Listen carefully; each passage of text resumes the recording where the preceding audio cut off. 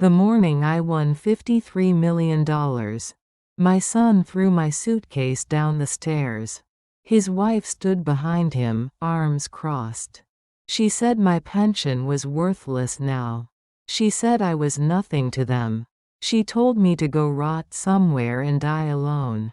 They didn't know about the ticket yet. If you're watching this, subscribe and let me know where you're watching from. The kitchen clock ticked loud enough to feel like a hammer. Light from the window stretched across the tile like pale rope. Brittany's laptop glowed on the island, a small empire of numbers and tabs. Her voice drifted, cool and efficient, talking about streamlining costs. Steam rose from my tea, but I didn't drink it. My name is Eleanor Carter. Most people call me Nell. 68 years old, Riverbend born, Riverbend raised. 37 years as a librarian, shelving order into other people's chaos. Frank was my anchor. 2 winters gone now. Silence filled the house like snow. It stayed on everything. Tyler said I shouldn't live alone. Brittany nodded with that smile she used for negotiations. They called their plan temporary. Until I felt steadier, until the grief softened. I believed them. I sold the White House Frank and I bought in 1982. I handed them almost all my savings for safekeeping. The Colonial on Maple Street became my address. Cream walls, a view of the driveway, rent dressed as generosity. $1,250 each month. A spreadsheet with yellow highlights, percentages lined like soldiers. She called it my share of utilities and groceries. The math left $60 for tea, soap, and small dreams. I folded laundry instead of arguing. Maddie's soccer shorts. Cole's hoodies. Dinners nobody thanked me for. I told myself it was temporary. Every Friday became ritual. Quinn's Market, 4 blocks if you stayed on the street, 6 if you cut through the park. Light snow or summer dust, I walked the same path. Same numbers every week at the counter. 7, 14, 21, 35, 42, Powerball 9, 7 for Frank's proposal, 14 for Tyler's birthday.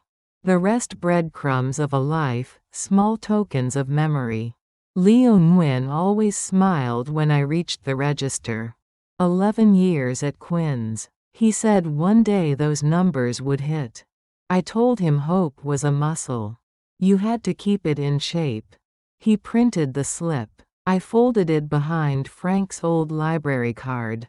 Paper pressed against paper like past against present. The teal house came next on my walk home. It used to be ours. Frank hated teal. I stopped looking. Back at Tyler's, Brittany's SUV gleamed in the driveway, cleaner than the kitchen counters I wiped. Inside, she sat at the island, eyes flicking across her screen. She spoke of streamlining costs, voice soft but edged. I made tea, but didn't ask what she meant. I already knew. That night at dinner the basement surfaced. She called it a garden-level suite, said it would give everyone more space. Tyler nodded along, repeating words like privacy and own entrance. I watched Maddie push peas into small green piles. Cole's juice cup tilted, my hand caught it before it spilled. Nobody noticed. Brittany kept describing finishes. Basic, clean, just enough. One elderly person didn't need much. Later she told the contractor the same phrase. Speakerphone turned the kitchen into a meeting room. Just for one elderly person, she said. Keep it cheap. The words landed like stones. I stood in the hallway with a laundry basket. I didn't move. A hairline crack formed inside my chest. Not loud, but there. Pressure waiting. Upstairs the room smelled faintly of detergent and winter air. The bed Frank and I picked in 1996 creaked as I sat. They let me keep it, thinking it a kindness. The furnace kicked on below. Brittany laughed at something on her phone. Basement images rose. Cold floors, a window well staring at shoes. I thought of my mother in a facility that smelled like bleach and old soup. She once said she felt like furniture. I swore I'd never let that happen to me. Frank's photo waited in the nightstand drawer. County Fair, stuffed bear, his hands younger, eyes bright. He told me that night I was stronger than I thought. He told me again when my mother died. He told me again before his heart stopped on the back porch. I held the photo, told it I was scared. Photos never answer, but sometimes they listen. I folded it back into the drawer. My hands lay open on my lap. 68 years, liver spots, crooked knuckles. Still working hands. Hands that could hold me too. Friday arrived again with light snow. Quinn's sign buzzed faintly above the door. Leo grinned, slip already ready. Same numbers, he said. Same hope, I said. Paper tucked behind library card. Steps home past Teal House. Past the park where kids sledded, voices sharp and bright in the cold. Basements. Invoices. The word elderly used like an expiration date.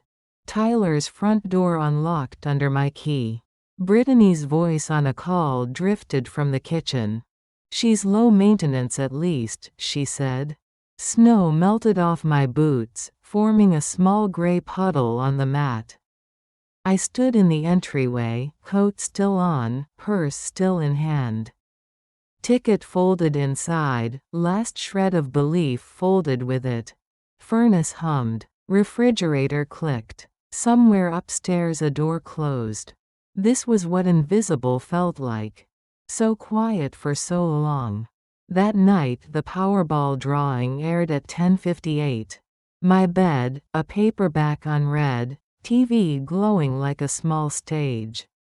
Routine pulled me to watch even when I didn't want to. Numbers rolled. 7, 14, 21, 35, 42. Powerball 9. The screen stayed bright. Ticket in my hand. Screen again. Every number matched. Every single one. $53 million. Stillness filled the room. No cry, no laugh, only breath. Ticket folded carefully behind Frank's library card. TV dark. Light off. Hands on the quilt. I lay down in the dark and let a new image form. A door with my name on it. A door I could lock from the inside.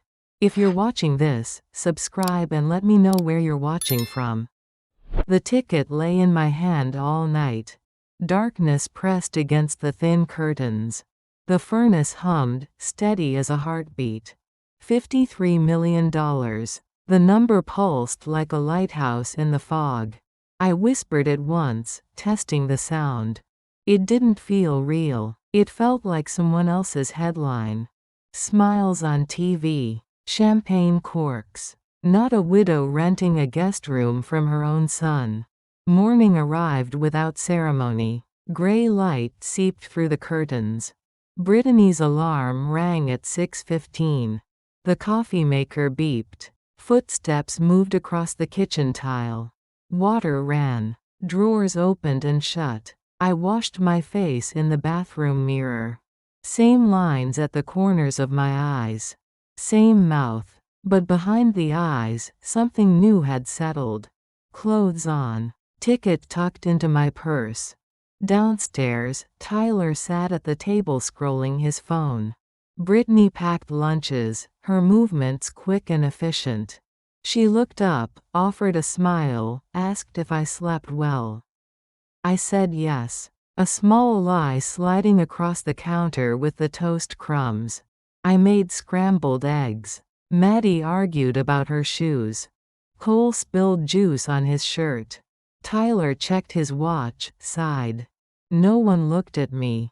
Furniture makes breakfast too. The front door opened and closed. Maddie hugged my legs on the way out. Cole waved from the car window.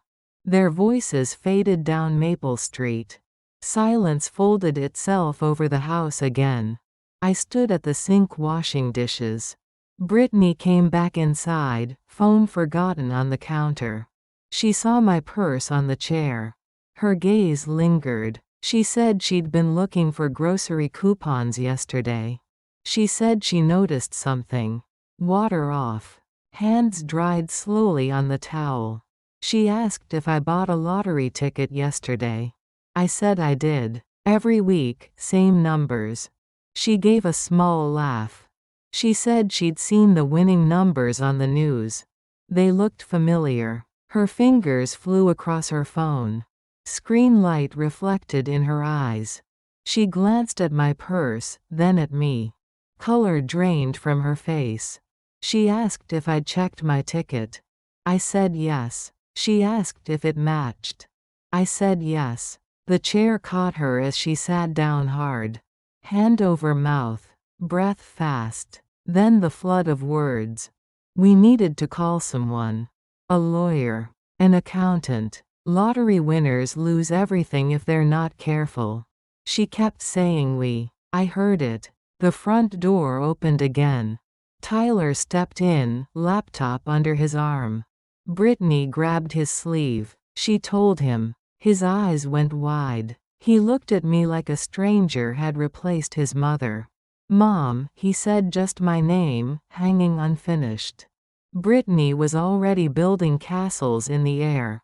Pay off the house. Expand her business. Basement renovations turned luxury. Granite counters, heated floors.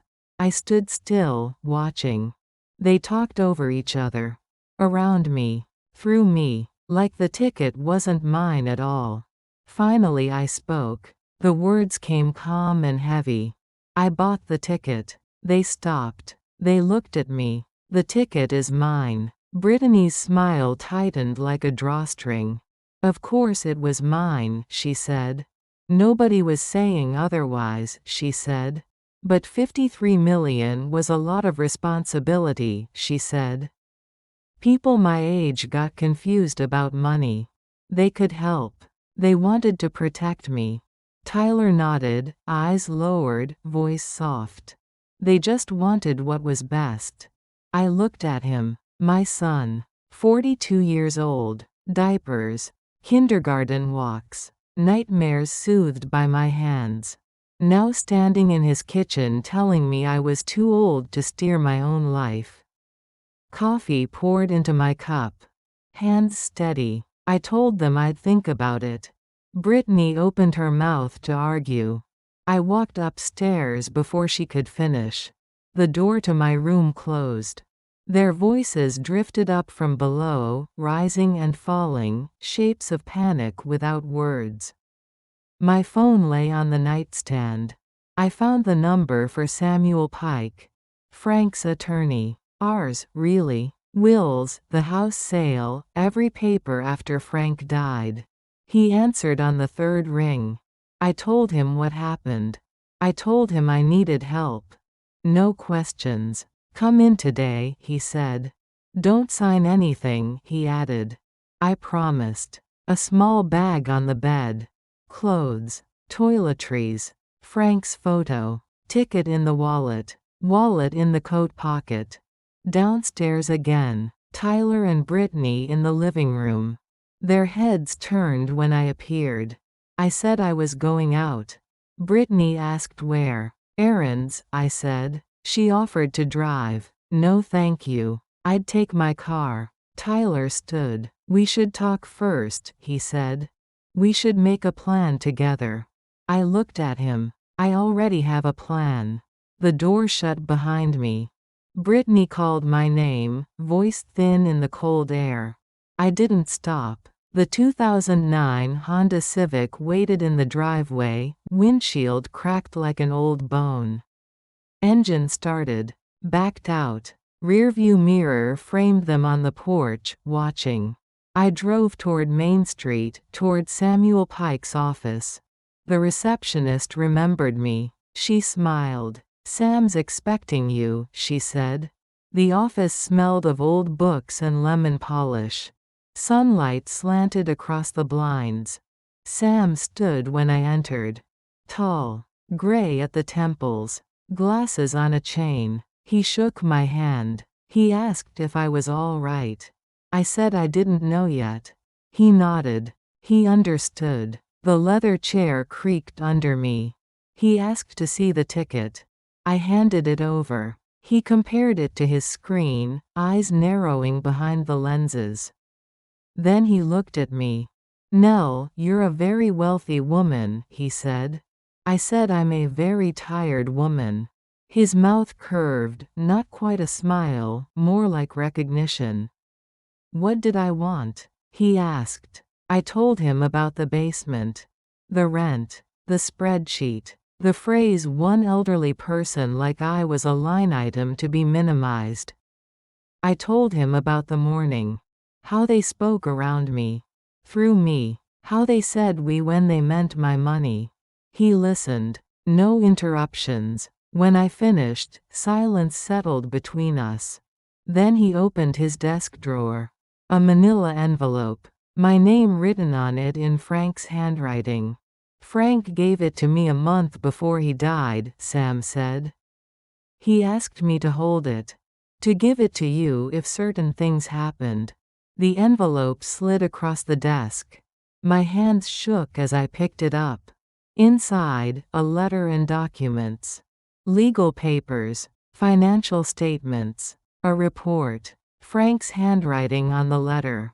"Dear Nell, if you're reading this, I'm gone. And if Sam is giving this to you, Tyler needs money.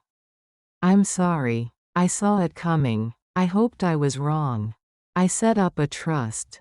$500,000. Yours only. Nobody can touch it. I also hired someone to look into their finances.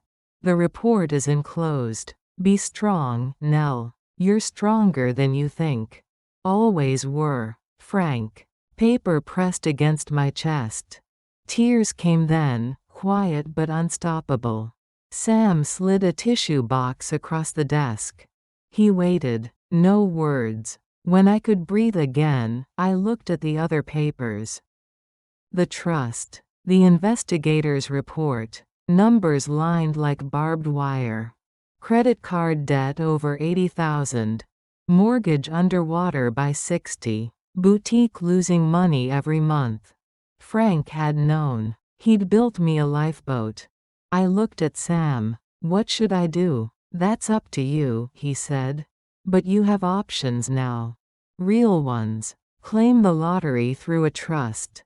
Stay anonymous. Move out. Live anywhere you want. Never go back to that house." I sat with it. The weight. The freedom. Then I said, "I want to go back." His eyebrows rose. "Just once more," I said. "I want them to understand." He nodded slowly. "Then let's make sure you're protected first." 2 hours of trusts, protections, boundaries. Sun low outside the window. I stood to leave. Sam walked me to the door.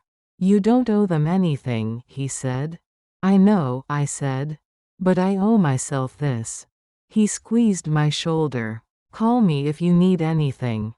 I promised. Streetlights blinked on as I drove back to Maple Street. Driveway empty. House dark except for the kitchen light. Voices inside, tense and low. I walked in. They both turned. Relief flickered on Brittany's face, then suspicion. She asked where I'd been. I said I went to see Sam Pike. Tyler's jaw tightened. He asked why. "Because I needed a lawyer," I said.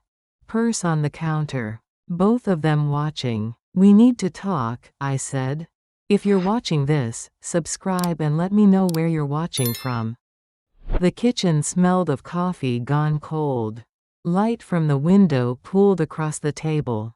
The same table where I'd eaten breakfast for 18 months. Folded laundry. Watched Brittany highlight my rent in yellow. Everything in neat lines. Numbers like fences. Tyler sat across from me. Brittany by the counter, arms crossed.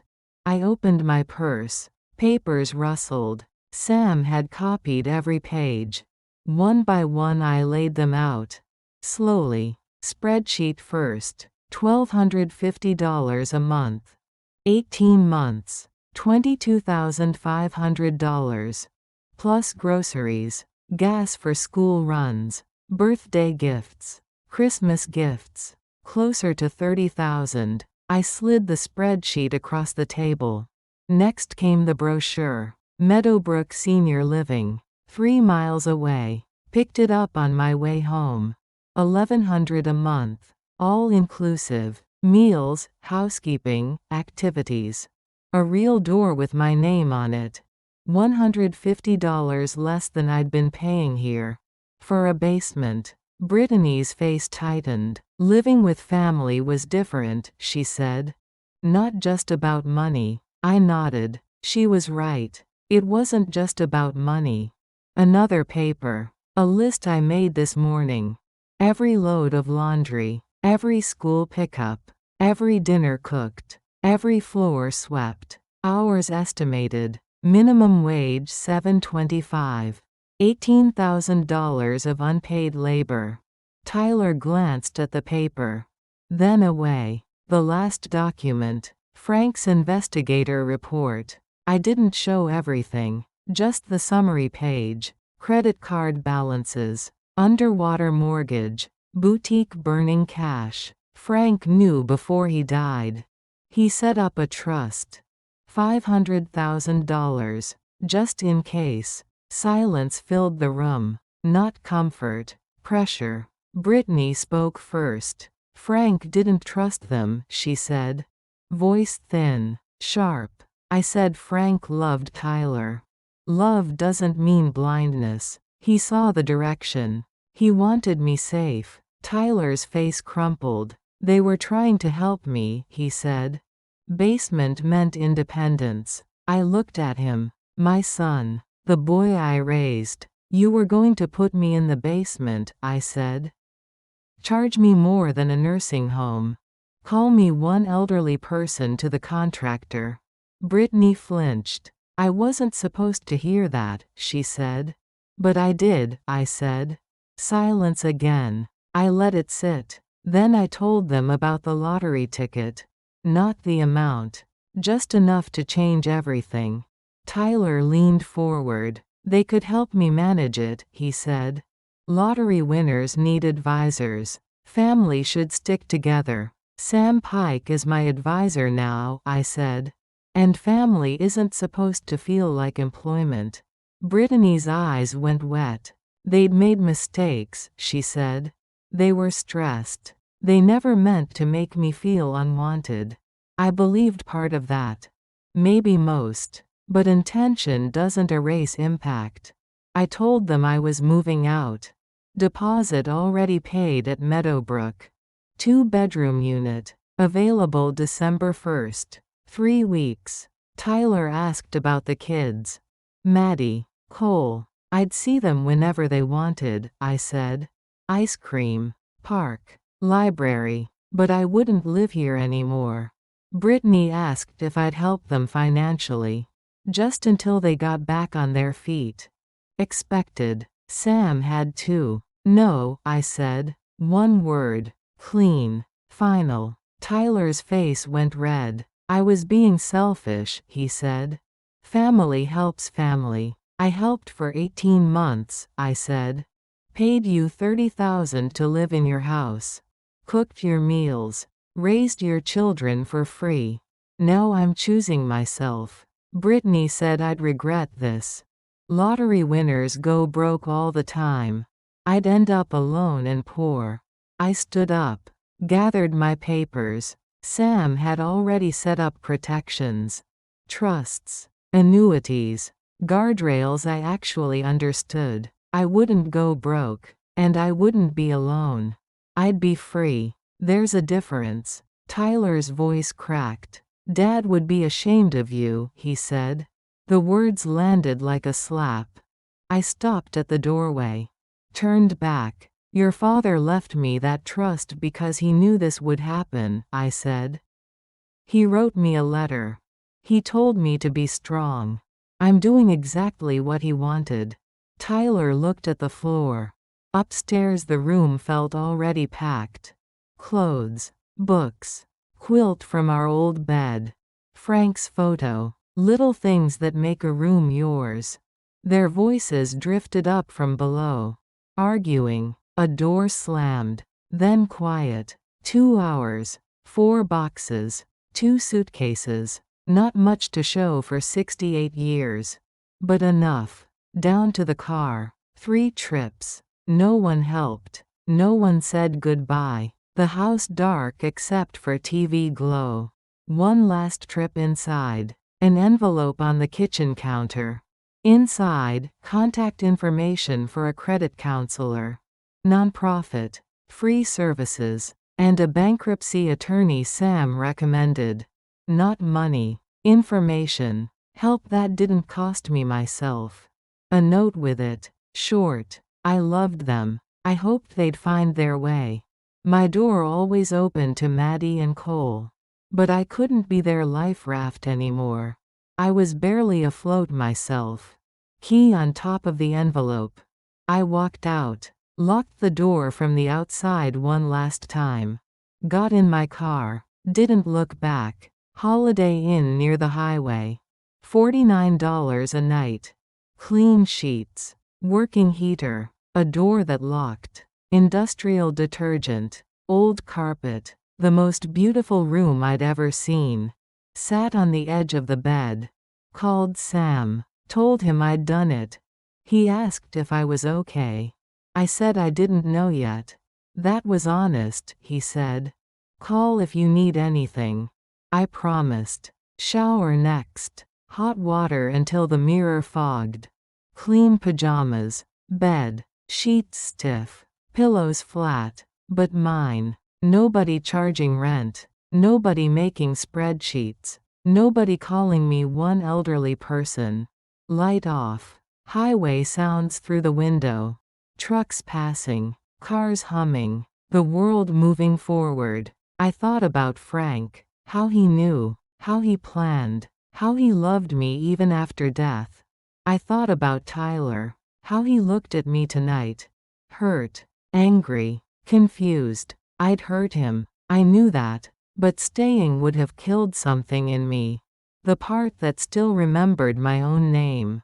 Phone buzzed. Text from Tyler. You're making a mistake. I didn't respond. Phone face down. Eyes closed. For the first time in 18 months I fell asleep without calculating. Without itemizing. Without shrinking to fit someone else's budget. I just slept. And dreamed of a balcony facing east. A place to watch the sun come up.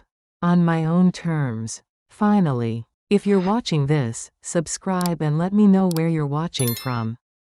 The curtains glowed thin with morning. Sunlight laid a pale stripe across the carpet. For one breath I forgot the room.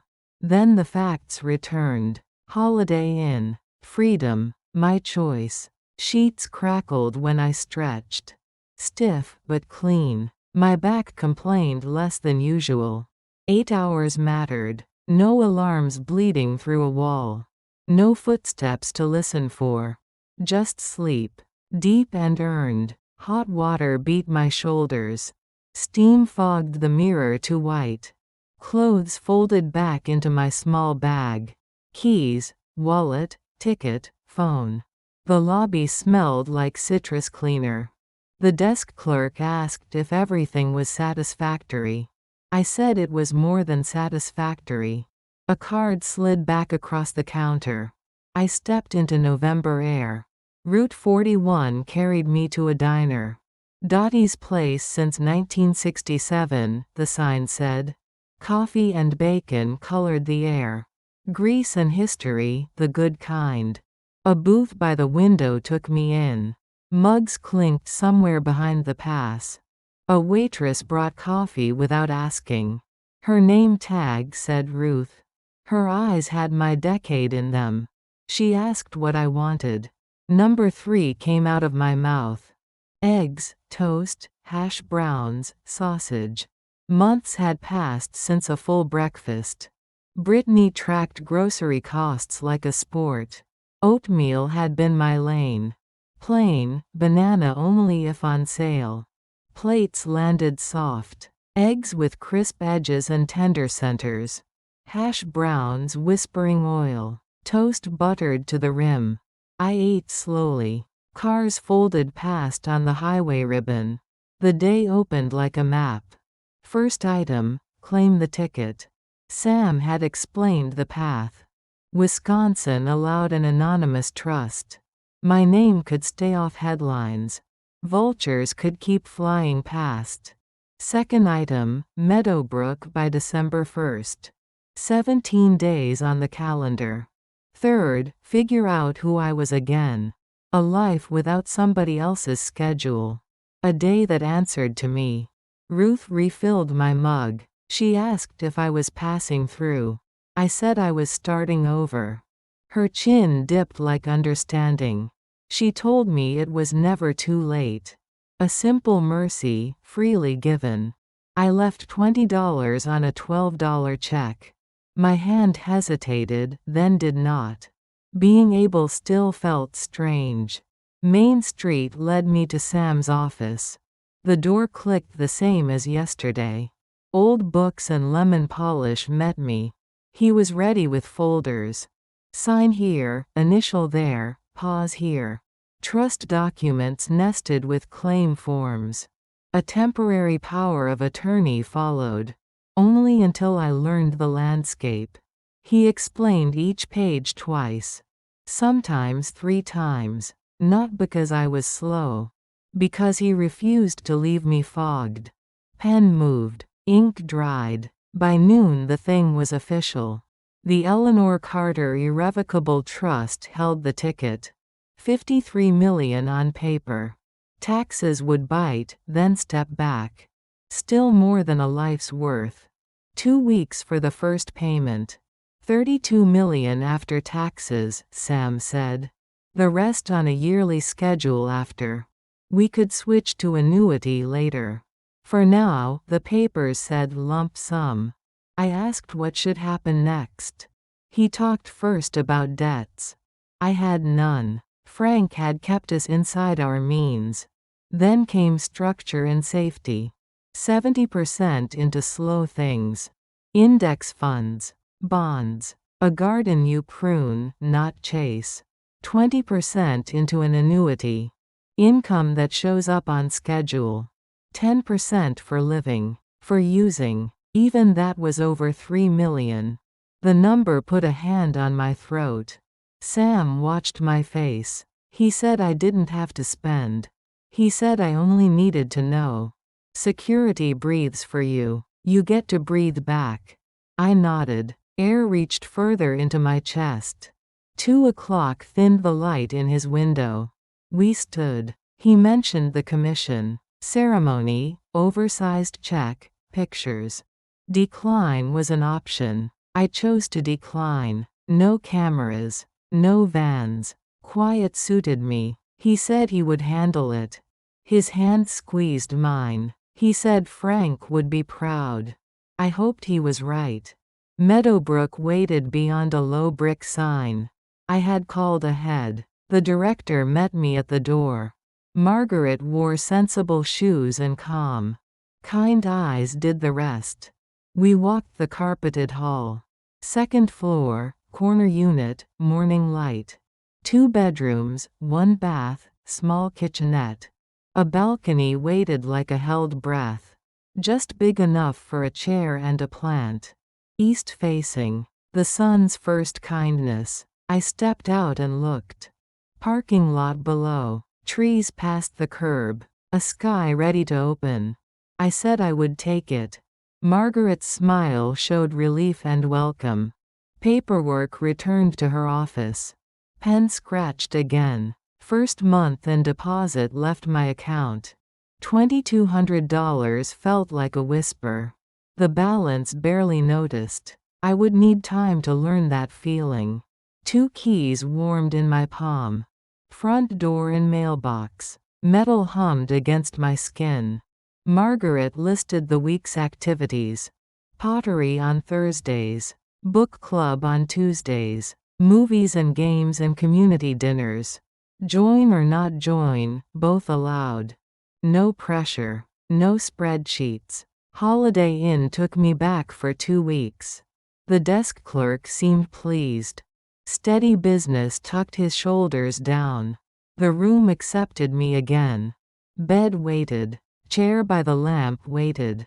I sat with the keys in my hand. Mine, mine, mine. My door. My mailbox. My name on the lease. Maddie's number sat in my contacts. Tyler had given her a phone for emergencies. She answered on the second ring. Her voice held worry and hope. She asked where I was. I told her a hotel for a little while. She asked if I was coming back. I told her not to live there. I told her I wasn't going away. Silence rustled. She asked if this was because of her. Something in my chest gave way. I told her never because of her. I told her she and Cole were the best parts. I told her this was boring grown-up money. She asked if she could still see me. I told her anytime she wanted. I told her an apartment was coming soon. I told her visits and cookies would be waiting. Her voice lifted. She asked when. I promised soon. I promised to call when settled. She said she loved me. I said I loved her more. The line clicked soft. Tears came and went. Not sad, not bitter. Relief tasted like clean water. Evening stretched thin across the window. I walked to the grocery a block away. The cart wheels squeaked a little. I bought what I wanted. Good coffee. Fresh bread. Real butter. A bar of dark chocolate. A paperback from the rack. A mystery, light enough for tonight. The tiny machine made terrible coffee. I drank it anyway. Bread and butter and chocolate became dinner. 40 pages turned under my hands. No crimes solved. No laundry folded. No invoices calculated. Just existing. For myself. The phone buzzed on the nightstand. Tyler's text asked to talk. I turned the phone off. Not forever. Just tonight. Quiet had work to do. Space had work to do. Being unneeded felt strange and gentle. The detective in the book moved closer. I closed the cover at a chapter break. Lamplight clicked away. Darkness took its shape again. I let my mind walk to the balcony. To the chair I would buy. To the plant that would climb. Maybe a pothos. Hard to kill. Good for beginners, which I was again. Hands imagined clay on Thursdays. Thumbs pressing a center that could hold. Coffee without timers in the mornings. Days without borrowed schedules. A door that answered to my key. Something loosened further. 2 years of tightness unspooled by inches. I was not afraid of tomorrow. Not of next month. Not of running out and running down. Not of disappearing in plain sight. Keys rested in my purse. Money waited behind careful walls. A balcony faced the dawn and had my name on it. That was enough. More than enough. It was everything. If you're watching this, subscribe and let me know where you're watching from. Monday morning cracked open with buzzing. Toast crumbs on a paper plate. Coffee cooling beside me. Hotel curtains thin, light already leaking. The phone wouldn't stop. Numbers I didn't recognize. Not Tyler. Not Brittany. Just strangers wanting something. I let them ring. By noon, 3 vans idled outside the Holiday Inn. Logos painted on the doors. Reporters with cameras slung like weapons. The story had escaped. Maybe Leo at Quinn's. Maybe the commission. Maybe small-town math. Woman buys ticket every Friday. Numbers hit. Woman disappears. Add it up. From my second-floor window I watched. Tripods unfolded. Microphones pointed at air. The front desk called. "Are you Eleanor Carter?" they asked. "Yes," I said. "There are reporters asking for you." "I'm not available." They said they'd handle it. I thanked them. I stayed upstairs. Pizza man knocked at 6. I cracked the door. He smelled of oregano and cold air. Box balanced on his palm. He looked at me too long. He asked if I was the lottery lady. I said I was just a lady who liked pizza. He grinned. "Good for you," he said. "Don't let them bleed you dry." I handed him $50 on a $10 order. His eyes widened. "Thank you, ma'am." "You're welcome," I said. Door closed. The news played on mute. Cameras outside Quinn's. Leo waving, smiling too wide. Cameras outside Tyler's Colonial. Maple Street caught in artificial light. Then my face. From where, I couldn't guess. Old photo. Tired eyes. Caption: Local grandmother wins $53 million. Not woman. Not librarian. Grandmother. As if that explained me fully. Phone buzzed again. Unknown number. Producer from Channel 7. Wanted my story. Deleted. Another buzz. Another producer. Deleted. Phone off. Silence claimed the room again. Shower water drowned the noise. Steam against my skin. Towel on my shoulders. I sat on the bed dripping. Frank filled the space in memory. What would he say? Probably, "Let them talk, Nell." Probably, "You know who you are." Coat zipped. Purse slung. I took the back stairwell by the laundry. Concrete steps. Garbage smell near the dumpsters. No cameras there. Only cold air on my face.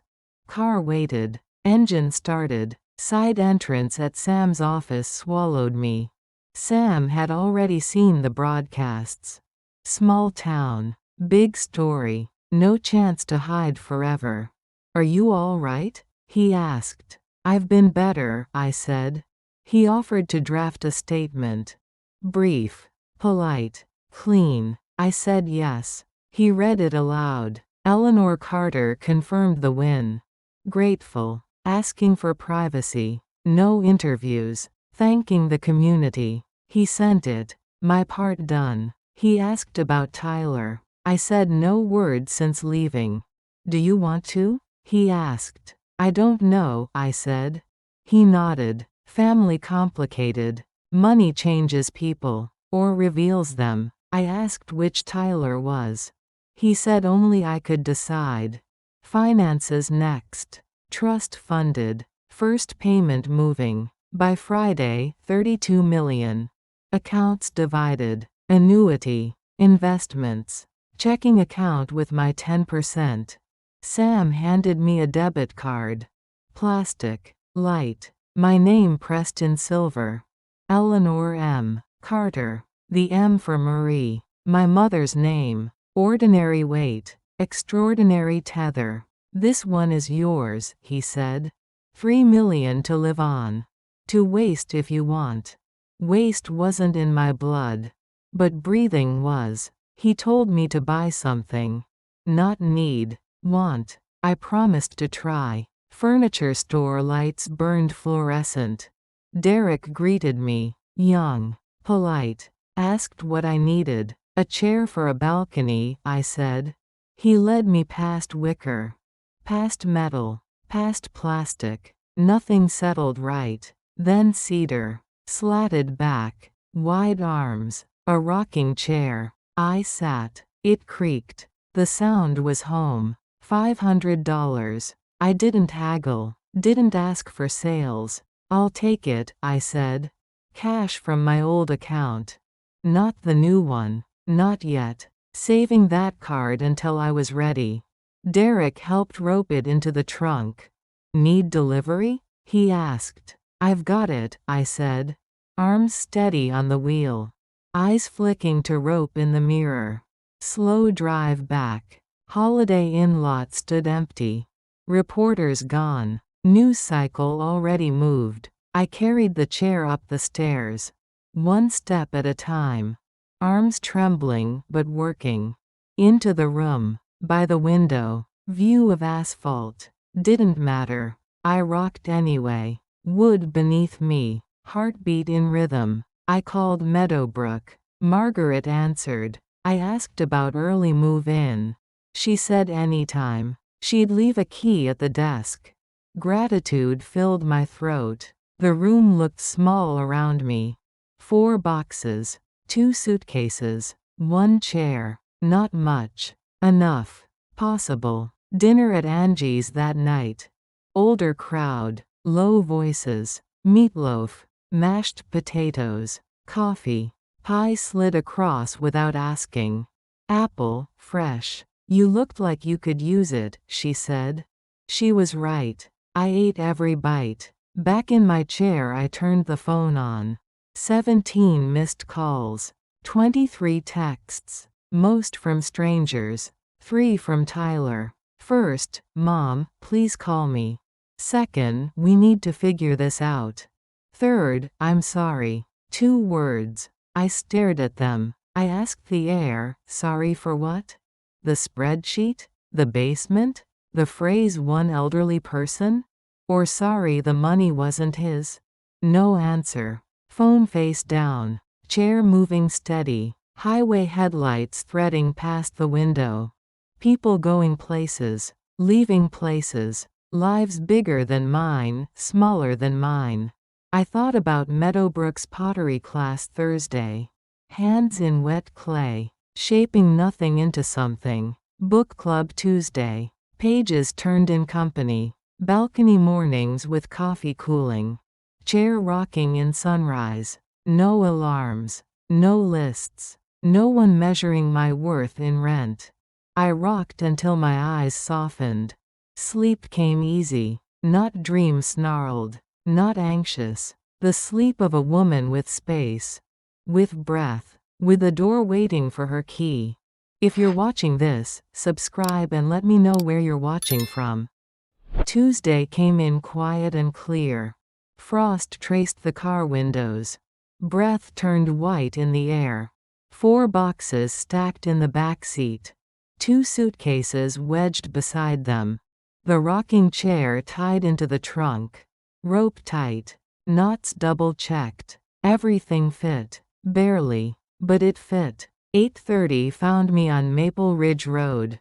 Traffic thin. Sun low and patient. Meadowbrook's brick sign blinked past the pines. A small parking lot waited. Painted lines, fallen leaves, early light. Inside, lemon cleaner met fresh coffee. Margaret worked the front desk. Warm cardigan. Steady smile. She handed me a key. Unit 204, she said. Take your time. Welcome home. Those words loosened something inside my chest. 2 years without hearing them. 2 years without believing them. Elevator doors opened with a soft sigh. Second floor carpet muted my steps. Wreaths hung on some doors. Nameplates on others. Lives held inside small rectangles. Not trapped. Chosen. Key, lock, turn. The door swung wide. Cream walls. Beige carpet. Light pooling across bare floor. No furniture yet. Everything possible. I stood in the doorway and breathed. Then the work began. Trip by trip the car emptied. Boxes first. Suitcases next. The chair would be last. Elevator helped. So did a neighbor. He appeared from 206 with a hand raised. Walter, he said. Retired postal worker. 81. He took one end of the cedar rocker. I took the other. We carried it to the balcony together. No questions. Just help. Nice chair, he said. Thank you, I said. See you around, neighbor, he said. Door closed behind him. Silence, but the generous kind. Unpacking filled the morning. Frank's photo on the bookshelf. Books in careful rows, spines straight. My clothes took the closet. Hangers clicked like small metronomes. Spice jars lined the kitchenette shelf. Alphabet 1 again. Order where I could keep it. By noon the rooms looked lived in. Not full, but mine. Kettle hissed on the stove. Tea warmed my hands. Balcony door opened to November sun. Cedar under me. Rockers catching a slow rhythm. A woman passed below with a small dog. 2 men played checkers near the maples. A child ran easy circles in a hat with ears. Ordinary life threaded the courtyard. Beautiful because it didn't need me. The phone vibrated on the table. Tyler's name lit the screen. 4 rings, then my thumb moved. "Mom," he said. Just that. Voice thick. "Hi, Tyler," I said. "Where are you?" he asked. "At my new apartment," I said. Silence filled the line. "You're not coming back?" he asked. "No," I said. "I'm not." "Can we meet?" he asked. "In person. Please." I looked at the light on the floor. "Okay," I said. "Not at your house." He offered Miller's Diner on Main. Thursday at 2. Neutral ground. "Thank you," he said. "I'm really sorry, Mom." "We'll talk Thursday," I said. The call ended. Hands shook after. Not fear. Boundaries are heavy the first time. Rockers steadied the tremor. Tea cooled beside my knee. Breath returned to its work. A flyer on the bulletin board had mentioned book club. 3 o'clock in the community room. The remains of the day this month. I had read it years ago. Before the porch and the ambulance. Before the guest room and the spreadsheet. Chairs formed a small circle. 7 people gathered, mostly women. 1 man with a wool cap. A woman in red reading glasses waved me over. "Doris," she said, passing a copy. "We're just starting." Conversation turned careful and honest. The butler's loyalty. His restraint as armor. The life he didn't claim. The woman he let drift away. Someone called dignity a disguise. Someone else defended it. Gerald, the man, said love should outrank duty. He might be right. No voices rose. No one won. We simply turned the idea together. Light touched new angles. When we finished, Doris suggested coffee. Watery brew, bitter edge. I drank it anyway. "How long have you been here?" she asked. "Since this morning," I said. "Welcome," she said. "People mind their business here. But show up when needed."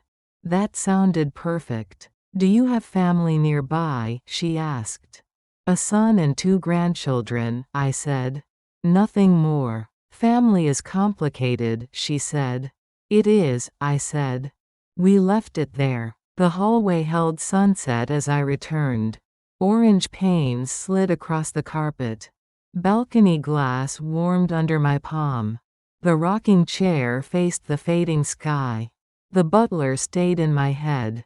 Duty polished until it erased itself. Love mistaken for service. A life built around someone else's shine. The Colonial on Maple Street flashed through. Counters wiped by hands that paid rent. A basement sold as independence. A cost disguised as care. Frank's letter lived in my nightstand. "Be strong, Nell. You're stronger than you think." He had seen the danger.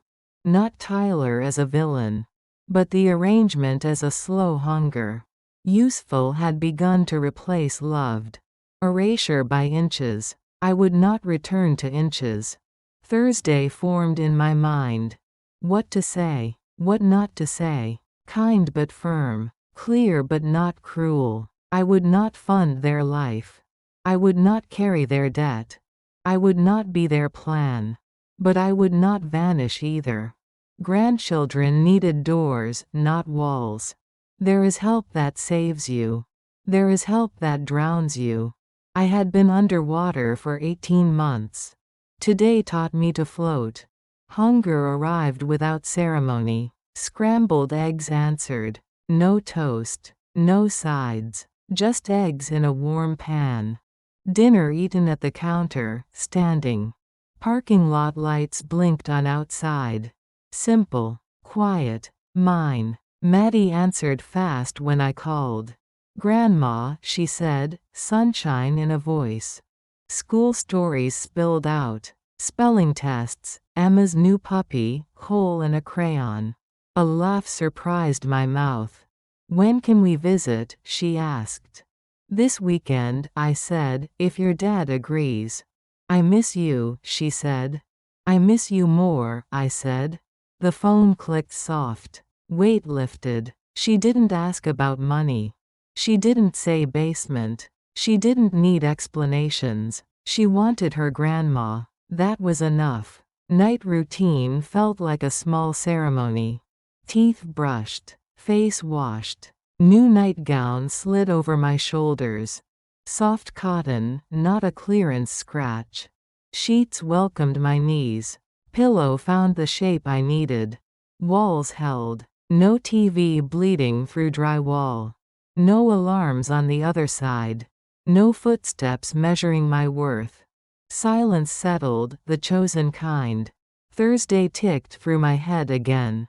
Miller's Diner at 2. Pottery at 4. Hands going into clay afterward. Spinning something unremarkable and mine. Walter's quiet help replayed. One end of a chair, no questions. Strangers can be soft around the edges.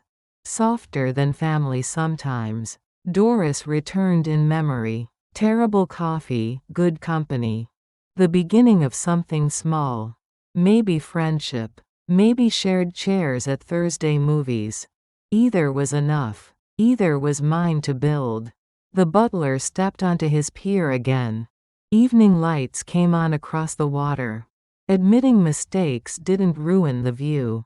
Beauty stayed. Time remained. 68 didn't end anything. It changed scale. It changed rooms. It handed back the key. Lamp clicked off. Darkness grew kind. Breath sounded steady. Alone did not equal lonely. Free did not equal lost. Morning would find the balcony. Sun on the cedar arms.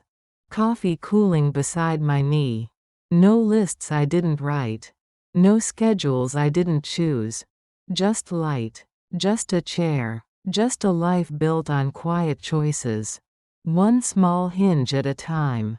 If you're watching this, subscribe and let me know where you're watching from. Thursday opened cold and clear. Frost silvered the balcony rail. Breath fogged when I stepped outside. 6 a.m. No alarm. Just habit. Or nerves. Coffee steamed in my hand. Pink and orange streaked the horizon. Parking lot below almost empty. One car idled, exhaust clouding. Someone leaving early. Or coming home late. Either way, not my concern. 2 o'clock sat heavy in my chest. Miller's Diner. Tyler. Maybe Brittany. Probably both. I practiced the words. No apologies. No excuses. Just facts. Simple. Clean. Final. By noon I dressed. Navy pants. Cream sweater. Frank's watch. Face scratched, band worn. Still ticking. I looked in the mirror. Not smaller. Not apologetic. Just me. 15 minutes early I drove to Miller's. Wanted to choose my seat. Control something. The hostess guided me to a booth. Window seat. Coffee arrived. I waited. 2:03. Door chimed. Tyler. Alone. Thinner. Eyes tired. He walked over. He slid into the booth. Hi, Mom, he said. Hi, I said. Silence stretched. Not comfortable. Not angry. Just waiting. The waitress poured his coffee. He drowned it in cream. The way he always had. Some things didn't change. He started. Words tumbled. Brittany's business failing. Mortgage impossible. Creditors calling. Daily. Mistakes made. Unfairness admitted. If I was angry, he understood. I waited. He stopped. Looked at me. Waiting. I breathed. I said I wasn't angry. I was disappointed. Anger burns and fades. Disappointment stays. Settles in your bones. 18 months, I told him. Useful, not loved. Needed, not wanted. Just a function, not a mother. He tried to protest. I raised my hand. Let me finish. The spreadsheet. 22,000 rent. 18,000 unpaid labor. Cooking. Cleaning. Childcare. A basement priced higher than Meadowbrook. Meadowbrook with meals. With dignity. He stared at the table. I spoke of Frank. The trust. The report. The protection. The truth. Dad investigated us? He asked. Dad protected me, I said. He saw what I couldn't. Or wouldn't. Tyler's eyes wet. I'm not a bad person, he said. I know, I said. But you made bad choices. And I can't fix them. What am I supposed to do? He asked. I slid the envelope across. Credit counselor. Bankruptcy attorney. Financial services. Resources. Help that didn't cost me. That's it? He asked. That's it, I said. You have 53 million. I do. And you won't help your own son? I helped for 18 months, I said. Money. Time. Labor. I made myself small so you could breathe. Now I choose me. People will call you selfish. Let them, I said. You'll be alone. I'm already alone. At least now I have a door I can lock. The words sat heavy. True. Unshakable. His face broke. I don't know how to fix this. Start with the counselor, I said. Start with honesty. Start with living within your means. What about the kids? He asked. Would I still see them? Of course, I said. Anytime. This isn't about them. This is about you and me. And the boundary I should have set long ago. He nodded slow, picked up the envelope, slipped it into his jacket. I really am sorry, Mom. I believe you, I said. But sorry doesn't erase. It only opens doors to better choices. Dinner sometime? He asked. Just us. No money. No stress. Maybe, I said, when you've done the work. When you can sit across without wanting something. He flinched. But he nodded. He understood. He stood. Paused. I love you, Mom, he said. I love you too, I said. Because love doesn't disappear. It just learns to protect itself. I watched him walk out. Shoulders bent. Envelope in hand. Sadness brushed against me. But no guilt. There's a difference. I paid for both coffees. Left a tip. Stepped into the cold. Drove back to Meadowbrook. Pottery class at 4. 30 minutes to breathe. The studio smelled of clay and damp. Bright lights overhead. 6 wheels lined the room. Shelves heavy with drying bowls. Doris waved. Walter nodded from another wheel. 3 more faces I didn't know. Jean, the instructor, stood with bandana and clay-stained hands. She welcomed me. She showed me how to wedge. How to center. Too much pressure collapses. Too little, it wobbles. Balance. I sat. Clay cool against my palms. Wheel spinning. First attempt failed. Second too. 10 minutes before the clay steadied. Smooth. Centered. Waiting. Make something, Jean said. Thumbs pressed. Walls pulled. A bowl rose uneven. Lopsided. But mine. Hands ached. Back complained. Calm filled the spaces anyway. Jean showed me how to cut it free. How to let it dry. Glaze next week. Fire after. Then home. What will you use it for? She asked. Everything, I said. She smiled. She understood. Sink water ran gray. Clay spiraled down the drain. I thought of Tyler. Of the envelope in his pocket. Would he use it? I hoped. But I couldn't make him. I could only hold my part. My choices. My boundaries. My life. Doris asked about dinner. Dining room open until 6. I said yes. Roast chicken. Warm rolls. We ate by the window. Talked about weather. Books. Nothing heavy. Just easy words. Back in the hallway, doors were closing. Lives folded in for the night.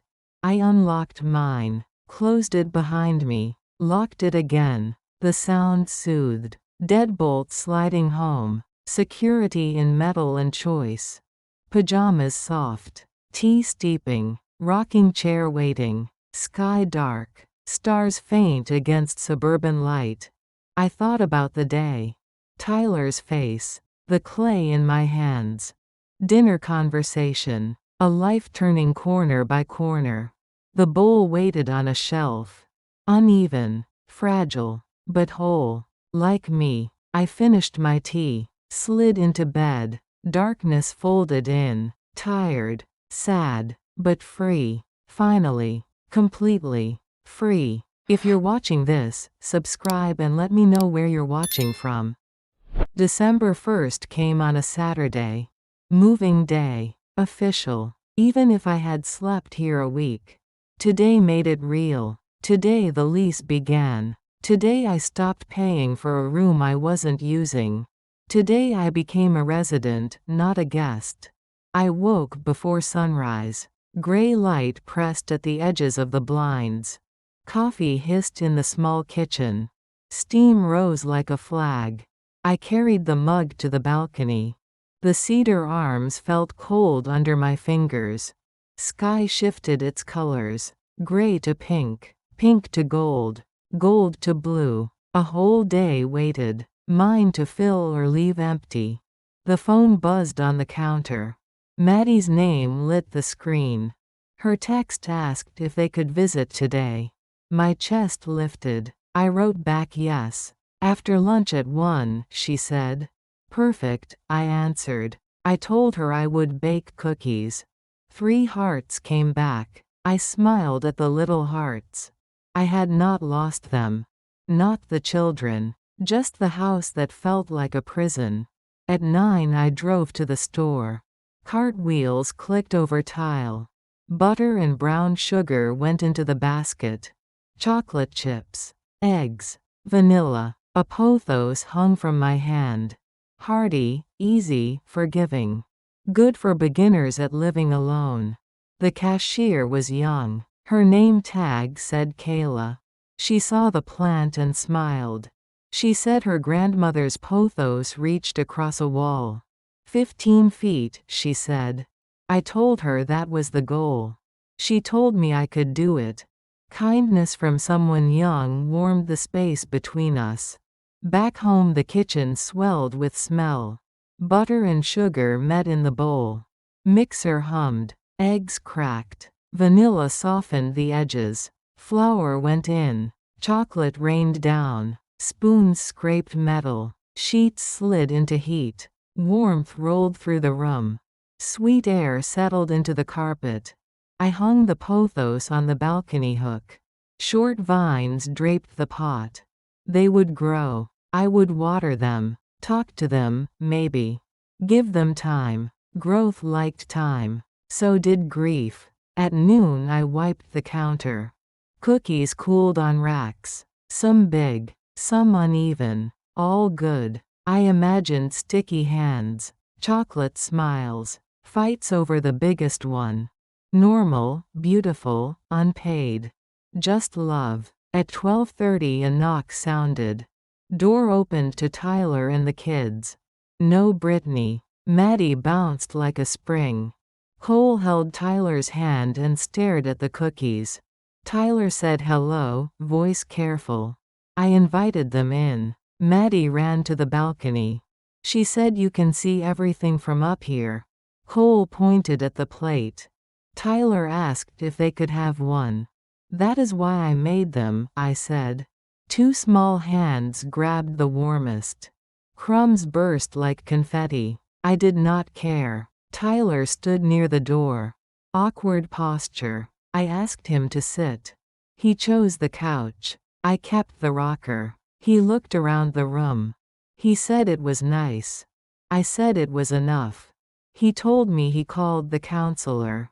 "An appointment next week," he said. Brittany would attend too. I told him I was glad. He said it would be hard. I told him hard was better than drowning. He nodded, staring at his hands. He told me he spoke to a bankruptcy attorney. They would file. They would lose the house. They would start over. Starting over isn't losing, I said. Sometimes it is the only way to win. His eyes filled. He said he wished he had listened sooner. I told him I wished I had spoken sooner. We let that sit between us. Heavy and honest. Maddie climbed into my lap. She said my apartment smelled like cookies. I told her it was the best smell there is. She asked if they could come every week. "Every week you want to," I said.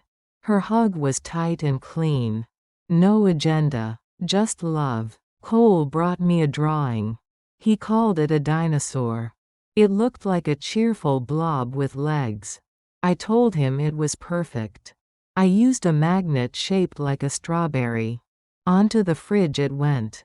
His face opened into sunshine. Tyler watched quietly. He thanked me for not shutting them out. I told him he was my son. I told him this was a boundary, not a wall. There is a difference. He nodded like a student learning the first rule. They stayed an hour. We played a card game Maddie taught me. We did not keep score. Nobody needed to win. Cookies disappeared. Milk mustaches appeared. Laughter showed up without being asked. At the door Tyler hugged me. Brief. Awkward. Real. He said, "See you soon." I said, "See you soon." The hallway swallowed their steps. I leaned against the door. Tired washed over me. Good tired. Giving what I had. Not more. Just enough. Evening drifted in gentle. Dining room smelled like pot roast and rolls. Doris waved me over. Walter saluted with his fork. I took a tray and joined them. We traded small stories. Doris spoke about her grandson's science fair. Walter complained about the Packers' defense. I listened and felt the muscle of belonging flex. No performance required. No rent hidden in chores. After dinner Walter mentioned a movie. Community room, 7 o'clock. Something old in black and white. I said yes. We sat in folding chairs with paper cups of cocoa. Casablanca filled the screen. Fog, hats, shadows. I had seen it with Frank years ago. Tonight the lines carried new weight. A man choosing the hard thing. Duty or self or both. Sometimes the line blurred. When the credits rolled Walter said it got him every time. Me too, I said. We walked the hallway together. He said good night at his door. I said good night at mine. Simple. Neighborly. Enough. Inside I made tea. Steam lifted again, a small ceremony. I carried the mug to the balcony. Night air cut clean across my face. A blanket wrapped my shoulders. Stars pricked the dark. Sharp. Unbothered. Frank joined me the way he does now. From memory. From the quiet parts of the room. Love protects even after it leaves. It builds guardrails. Packs lifeboats. Leaves maps you only find when you need them. I told the air we did it.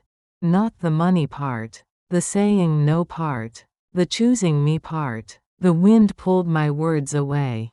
But he heard. I could feel it. A hand on a shoulder that wasn't there. Inside, Frank's photo returned to the nightstand.